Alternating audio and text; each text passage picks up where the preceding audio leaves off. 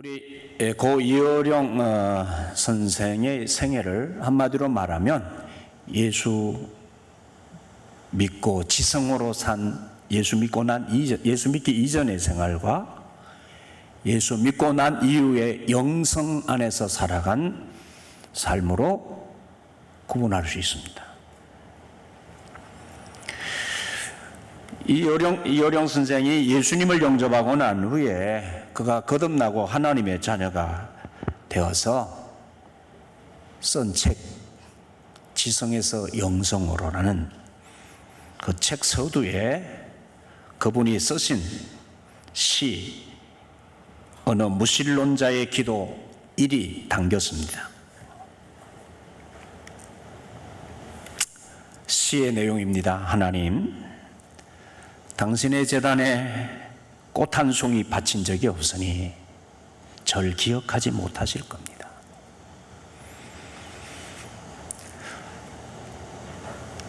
좀 더 가까이 가도 되겠습니까? 당신의 발끝을 가린 성스러운 옷자락을 때 묻은 손으로 조금 만져봐도 되겠습니까?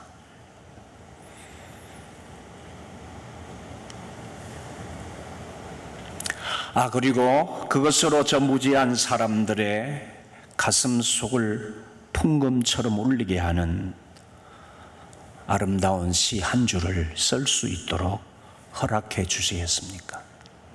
하나님,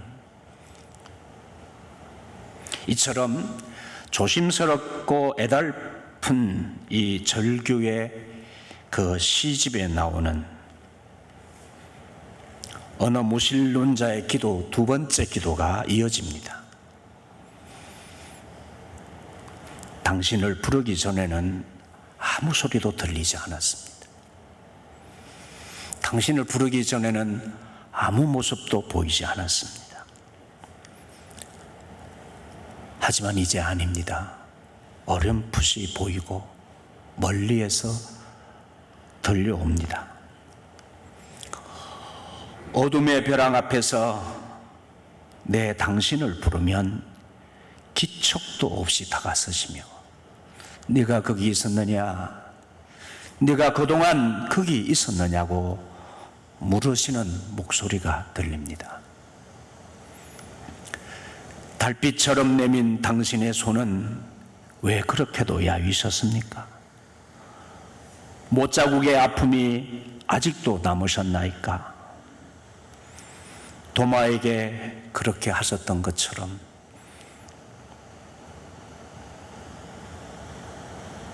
나도 그 상처를 조금 만져볼 수 있게 하소서.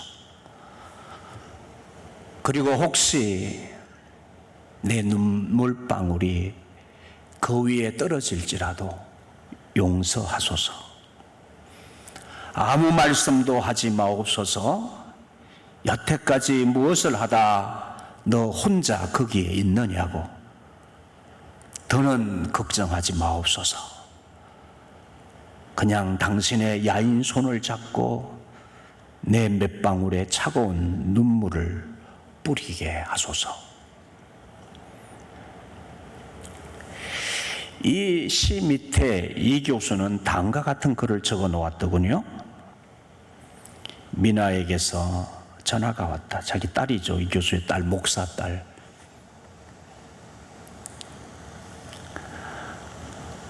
아버지의 사랑을 받지 못하던 그 딸이 이 교수의 말에 의하면 내가 채워줄 수, 육신의 아버지가 채워줄 수 없었던 이 딸을 안아주었던 또 한 분의 아버지 하나님, 그 하나님 만나서 목사가 되었던 딸,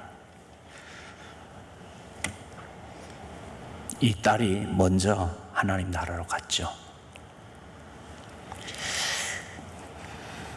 그 딸 살아있을 때죠. 딸에게서 전화가 왔다. 긴 전화였다. 하나님 이야기를 한다. 그 애가 행복해하는 모습을 보면서 그동안 믿지 않던 신의 은총을 생각한다. 무슨 힘이 미나를 저토록 다른 사람으로 만들었을까? 그 애가 그 아픈 병에서 나올 수만 있다면 하나님을 믿겠다고 약속했다. 그러나 아직까지 그 약속을 지키지 못하고 있다. 내가 하나님과 비록 약속을 지키지는 못했어도 그것이라면 기꺼이 하나님을 위해 바칠 수가 있다. 그래서 무신론자의 기도 2편을 썼다.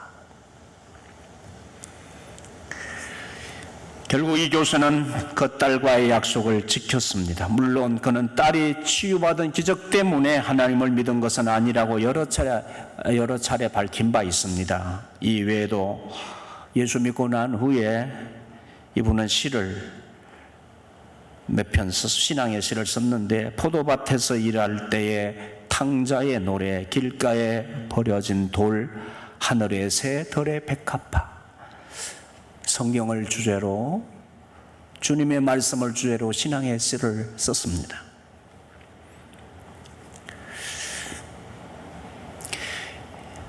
여령 교수는 하나님을 만나고 대담 중에 이렇게 말했어요.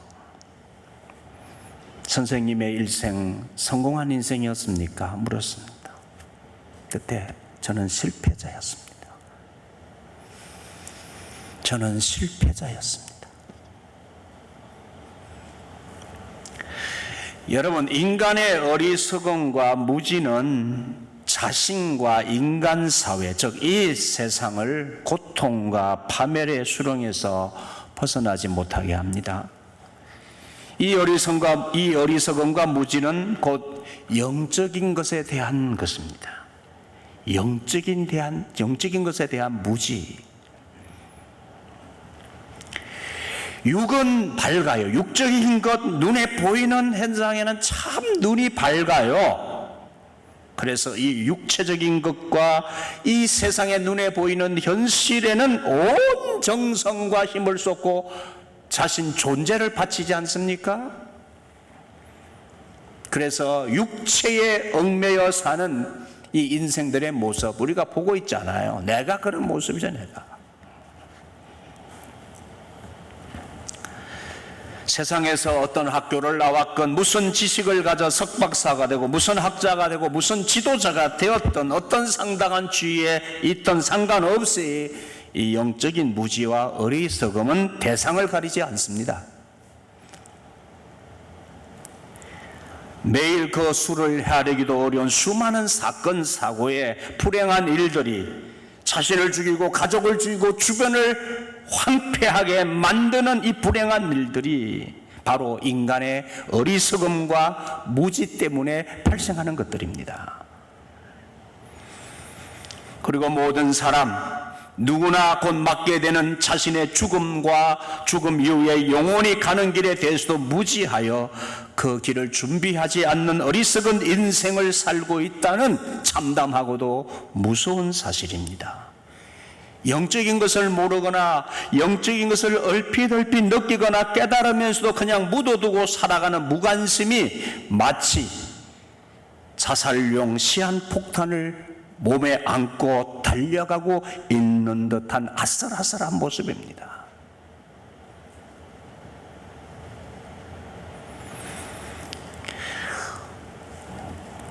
오늘 웨슬리의 설교 시간입니다. 존 웨슬리는 유대인의 지도자요,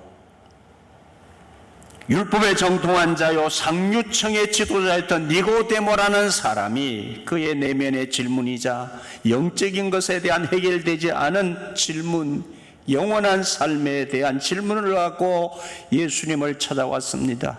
그때 예수님과 니고데모가 나눈 대화를 통해서 예수님께서 알리시는 이 영적인 일에 대한 말씀으로 설교를 했습니다. 설교의 제목은 모든 그리스도인이라면 다 알고 있어야 하고 듣게 되는 말씀입니다. 바로 복음의 핵심 주제입니다. 바로 거듭나는 것, 다시 태어나는 것. 한문으로 말하면 신생입니다. 신생, 새로울 신자, 날생자, 새로 나는 것, 새로 태어나는 것, 거듭나는 것. 여러분, 모든 우리 주님의 말씀이 이 세상 모든 사람들에게 다 해당되는 말씀입니다만은 오늘 이 주제, 다시 태어나는 것, 거듭나는 것, 이 주제는 세상 모든 사람들에게 해당되는 말씀 주제 중에서도 제일 먼저 알아야 하는 주제입니다. 이 세상 사람, 모든 사람, 단 한 사람의 예외도 없이 거듭나야 한다는, 영적으로 거듭나야 한다는, 다시 태어나야 한다는 이 주제에 해당되지 않는 사람은 단 한 사람도 없어요. 모든 사람이 다 거듭나야 합니다. 다시 태어나야 돼요.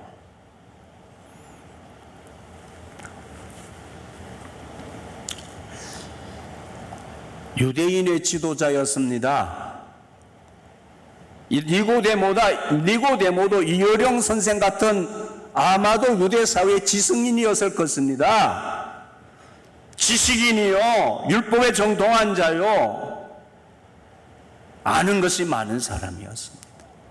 그런데 영적인 것을 몰라서 내면에 있는 질문을 해결할 길이 없어서 예수님을 찾아왔습니다. 그때 예수님이 너 다시 태어나야 된다, 너 거듭나야 된다 그러니까, 아니 사람이 어떻게 어머니 모태에 들어갔다가 다시 태어날 수 있습니까? 육적으로 반응하죠. 그때 주님께서 아니 물과 성령으로 거듭나는 거야.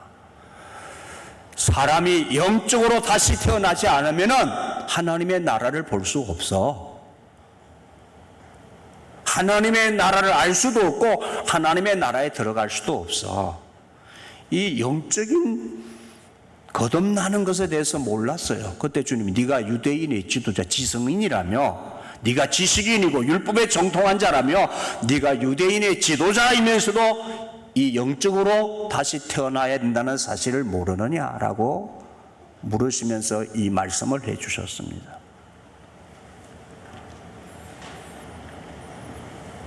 예수님을 믿는 우리는 이 주제를 분명히 알고 믿고 정리해서 살아야 되죠. 거듭난 자로서의 표식이 있는지를 확인하고 살아야 합니다. 웨슬리는 이 설교의 제목을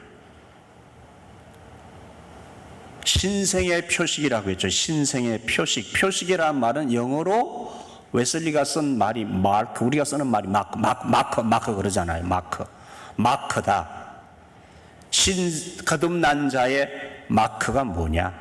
표식이 뭐냐? 그 말이지.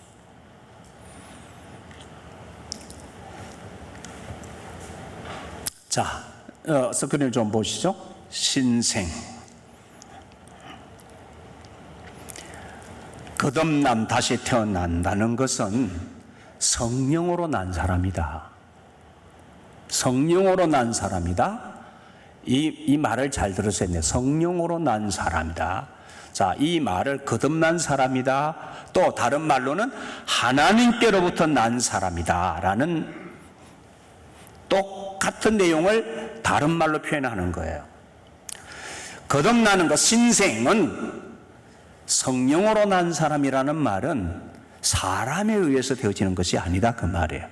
우리는 뭘 내가 구원을 받는다면 사람들은 자꾸 자신의 어떤 노력을 통해서 내가 개선될 수 있고 내가 좀 더 나은 사람이 될 수 있겠거니 생각을 하잖아요, 보통. 그래서 이거 다 땅으로부터 사람이 하는 일이죠. 아니 사람이 다시 태어나는 것은 땅의 방법, 사람으로 하는 일이 아니다. 성령으로부터 되는 거다.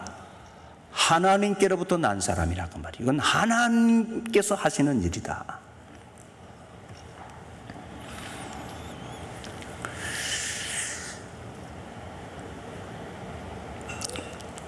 거듭난 사람, 성령으로 난 사람이 아니면 하나님의 나라를 볼 수 없고 알 수 없고 거기에 하나님 나라에 들어갈 수 없다고 주님 말씀하셨는데, 이 신생, 거듭남의 표식을 성경에 근거해서 웨슬리는 이렇게 설명합니다. 자, 거듭남 첫 번째 표식은 모든 다른 표식들의 기초가 되는 것이 있는데, 그 첫 번째 표식이 뭐냐면 거듭난, 내가 다시 태어난 자로서의 표식의 첫 번째가 믿음인 거예요. 내가 믿음을 가지는 거예요. 내게 이 믿음이 있는 거야. 이 믿음. 자, 여러분, 신생의 첫 번째 표식이 믿음인데, 갈라디아서 3장 26절 말씀을 웨슬리가 인용합니다. 너희가 다 믿음으로 말미암아 그리스도 예수 안에서 하나님의 아들 자녀가 되었느니라. 자, 너희가 다 믿음으로 말미암아, 여기 믿음 논하다.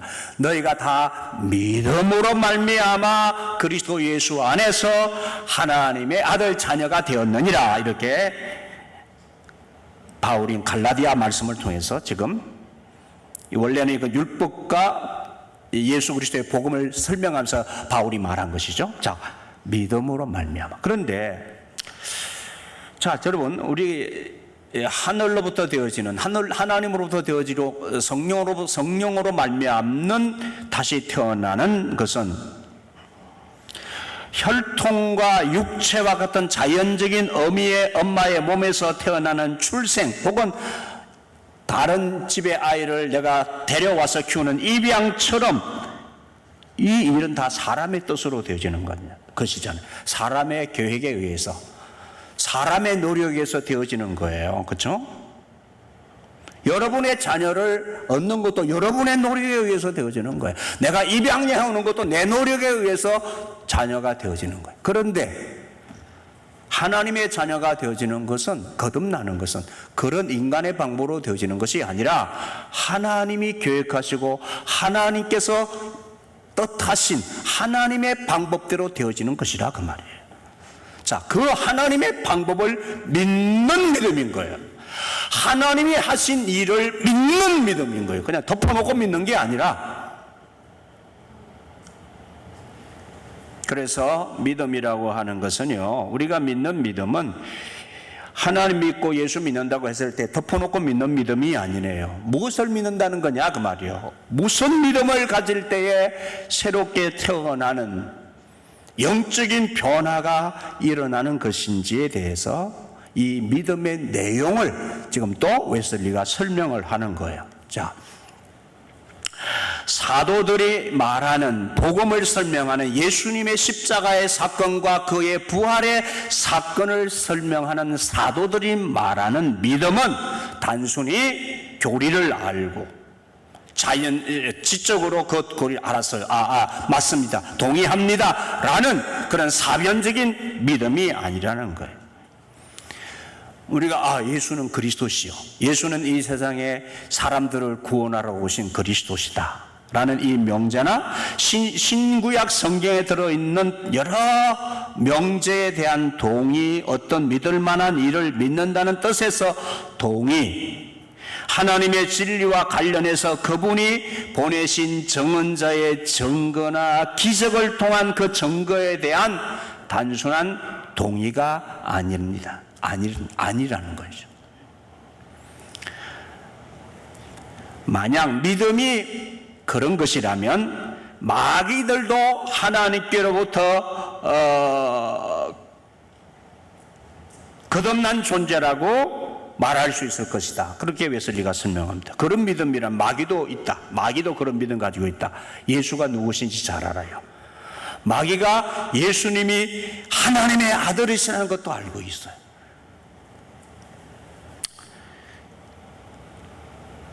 누가복음 4장 32절부터 37절까지 말씀에서 더러운 귀신 들린 사람이 예수님을 만나죠. 그 예수님을 만날 때에 예수님을 대하는 태도와 그 가버나움 사람들이 예수님을 대하는 태도가 대조적으로 그 말씀에서, 그 사건에서 비춰지고 있거든요. 신기하게도 예수님이 갈릴리 회당에서 말씀을 가르치실 때에 예수님을 제일 먼저 알아본 사람은 33절에 더러운 귀신 들린 사람이었어요. 그뿐만 아니라 더 놀라운 사실은 귀신 들린 사람은 34절에 예수님을 가리켜 하나님의 거룩한 자라고 말을 해요. 예수님을 알아보는 거예요.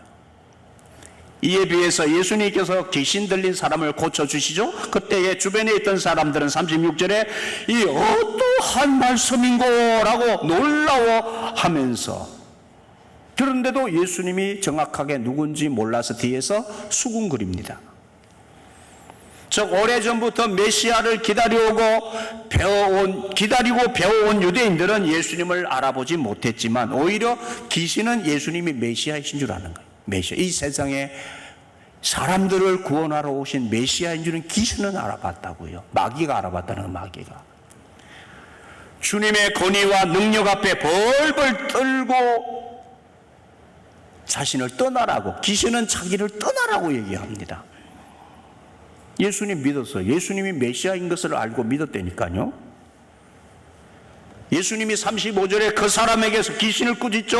그 사람에게서 나오라 하시니 귀신은 그 말씀에 저항하지 못하고 나오잖아요. 순종하잖아요. 귀신도 예수님 말씀에 순종한다니까요. 여기서 우리는 마귀와 귀신도 예수님의 권세 앞에 거스를 수 없고 그분의 말씀의 권위에 순복할 수밖에 없는 존재라는 것을 보게 됩니다. 여기서 뿐만 아니라 다른 곳에서도 우리는 예수님의 말씀에 귀신도 떠나가고 질병도 떠나가고 바람도 순종하고 파도도 순종하는 모습을 볼 수 있잖아요. 예수님의 권세와 능력, 예수님의 말씀 앞에 다 순종해요.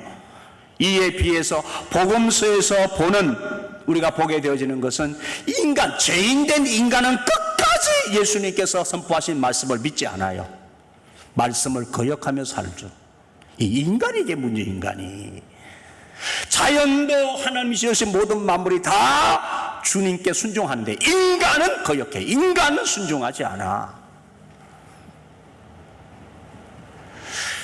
근데 마귀도 예수님을 알아보고 말씀에 순종까지 하고 마귀도 예수님의 권능 앞에 벌벌 떠는데 마귀도 예수님을 아는 믿음, 예수님을 믿는다니까요.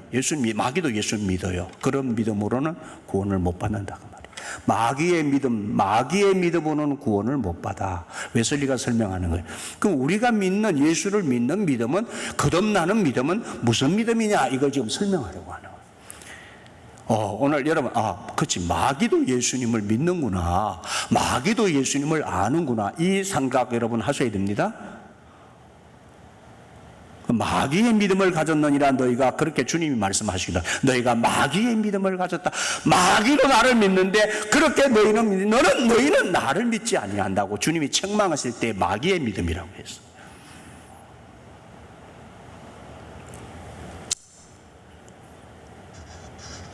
이 같은 모습을 통해 여러분, 오늘 우리가 키워드로 중요하게 알아야 될 성령으로 태어난 사람, 하나님께로부터 난 사람의 가장 중요한 요소는 하나님의 은혜를 알고 하나님의 은혜를 받아들이는 믿음, 이걸 아셔야 돼요. 자, 따라서 하시죠. 하나님의 은혜를 알고, 크게 따라하십니다. 하나님의 은혜를 믿는 믿음. 이게 무슨 얘기냐면 마귀에게는 하나님의 은혜가 작동하지 않아요. 마귀에게는 하나님의 은혜가 들어가지 않아요. 그런데 하나님을 알고 하나님을 믿지만 마귀에게는 하나님의 은혜가 없어요. 그런데 우리 존재는, 인간이라는 존재는 하나님의 은혜가 작동하는 존재라고 말이에요. 예? 왜? 하나님 우리를 당신의 형상으로 지으셨기에 우리를 포기하실 수 없어서 우리를 구원하시고 사시는 하나님의 첫 번째 생각이 뭐냐? 우리에게 당신의 은혜를 주시고자 하시는 거예요. 은혜를.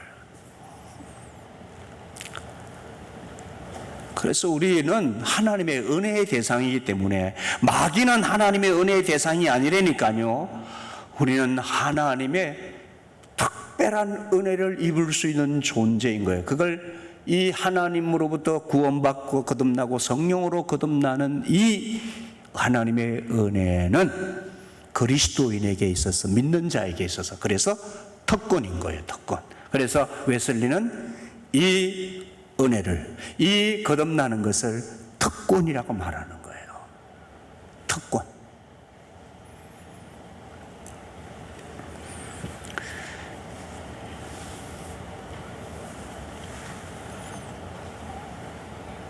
하나님의 은혜가 없이 죄인된 인간은 가까운 교회 가까이 있는 이 하나님의 말씀을 두고도 깨닫지 못하고 오히려 예수님을 조롱하거나 멸시하고 하나님을 거역하며 여전히 살아가고 있습니다. 은혜를 거절하는 거예요. 은혜를 거절. 그래서 단순히 교리적으로 알고 지적인 동의를 하는 믿음은 죽은 믿음입니다. 참되고 살아있는 그리스도교적 믿음은 다 하나님께로부터 난 것입니다. 믿음은 단지 이해하는 행위로서의 동의만이 아니라 하나님께서 일하시고 우리 안에서 하나님 마음 안에서 일으키신 내적인 하나님께서 우리를 사랑하시는 내적인 하나님의 기질인 거예요. 하나님의 우리를 살리고자 하시는 은혜,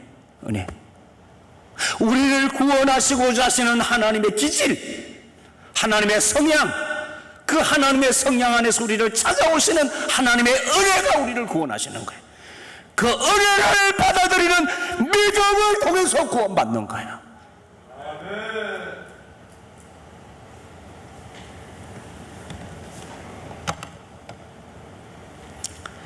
그래서 믿음은 그리스도의 공로를 통하여 나의 죄가 용서받았고 하나님과 화해되었다는 하나님의 자비에 대한 확고한 신뢰와 확신인 거예요. 이 믿음은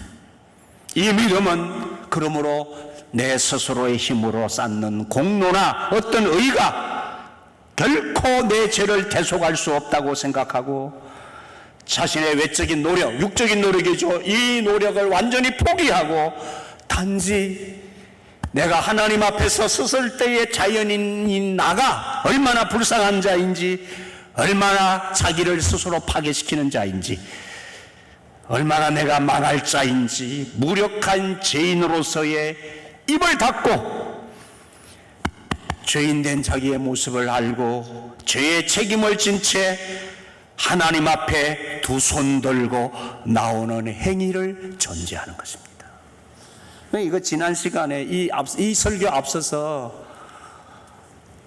웨슬리가 설교한 할례, 마음의 할례에 대해서, 양자의 영에 대해서 이미 설교해서 똑같은 말이에요. 양자의 영을 받은 자, 마음의 할례를 받은 자, 신생 거듭난 자, 똑같은 의미의 다른 설명이, 다른 상황에서의 다른 설명인 거예요. 이 하나님의 자녀가 되고 구원을 받은 자는 다른 것이 아니라 인간의 이 처참한 죄의 자각, 죄인된 인간의 내 모습을 자각하는 거예요. 자각하는 거. 그래서 오직 하나님의 은혜로만, 그리스도의 그 십자가의 그 사건, 그 은혜로만 구원이 임한다는 이 확신, 이 은혜에 대한 것을 알고 이 은혜를 그래서 받아들이는 이 확신 가운데 믿음이 가능한 거예요. 그 확신이 없이는 그 은혜를 받아들일 수 없는 거예요. 아멘이세요? 그래서 여러분이 내 자신이 얼마나 처참한 자인지, 나란 자서 얼마나 죄의 존재인지, 얼마나 비참한 자인지를 영적으로 알아야 돼요. 이게 자각되지 않으면 하나님의 은혜를 받아들일 수 없다니까, 믿음을 가질 수가 없는 거예요. 그래서 내가 거듭나인지 아닌지는 내가 이 자각이 있는지, 영적인 이 자각이 있는지 없는지를 점검하면 돼요. 전부여 의지할 것 없어서 무엇을 의지할 것 없어서 손 들고 옵니다. 내 죄를 씻기 위하여. 여러분, 내 안에서뿐만 아니라 이 세상 살아가는 사람들의 모습을 보세요. 매일 순간마다 사람들 속에서 나오는 이 악한 죄의 모습을 보시란 말이에요. 이 악한 죄의 모습. 세상이 왜 이러는 거예요? 왜 이러는 거예요? 왜 이렇게 불행해지고 왜 이렇게 고통을 주고받으며 사느냐 말이에요. 죄 때문에요. 죄 때문이에요. 인간의 죄 때문에요. 죄 덩어리에 쇳덩어리 된 인간 자신의 모습을 볼 때만이 이 하나님의 은혜를 받아들일 수 있고 내가 구원을 요청할 수 있다 그 말이에요. 그 은혜를 받아들이는 믿음은 나를 보게 될 때 나를 알아야만 그 은혜를 받아들인다. 아멘이십니까?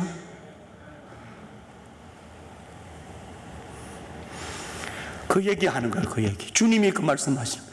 네가 거듭나지 아니하면 하나님의 나라를 볼 수 없어. 이것은 사람으로 되는 것이 아니야. 하나님께서 우리에게 보여주시는 인간의 죄성, 너희들의 고통, 너희들의 절망을 보아야 해. 내가 그런 너를 구원하러 왔어. 너희는 본래 내 안에서 창조된 자야. 내 안에서 있어야 하는 자야. 본래 내 은혜 안에서 살아가야 하는 자야. 그거 알려주셨고 그거 예수님이 알려주시는 거란 말이에요. 이 하나님의 은혜를 떠나서는 살 수 없는 존재인 우리.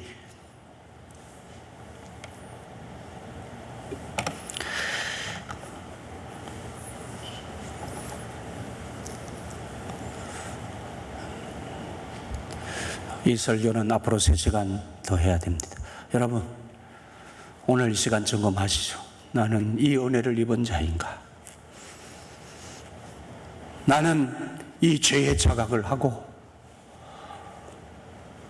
내가 구원받아야 할 자인 줄 아는 것인가? 이어령 선생이 지식을 가지고 세상을 살았지만 그는 실패자였다고 고백하고 그는 자신도 채워줄 수 없는 아들의 그 딸의 힘이 되어줬던 그분, 그 하나님의 은혜 안에 돌아와서 지성에서 영성으로 살아가는 존재. 이제는 여러분 영적인 자각이 있어야 돼요. 영적인 눈이 열려야 돼요. 예? 그래서 다시 태어나야 돼요. 여러분, 영적으로 다시 태어나지 않으면 하나님 나라에 이룰 수 없고 이 세상에서 여전히 구원받지 못한 자로 여러분 죄와 더불어 종노릇하면서 여전히 고통 속을 헤맬 수밖에 없어요.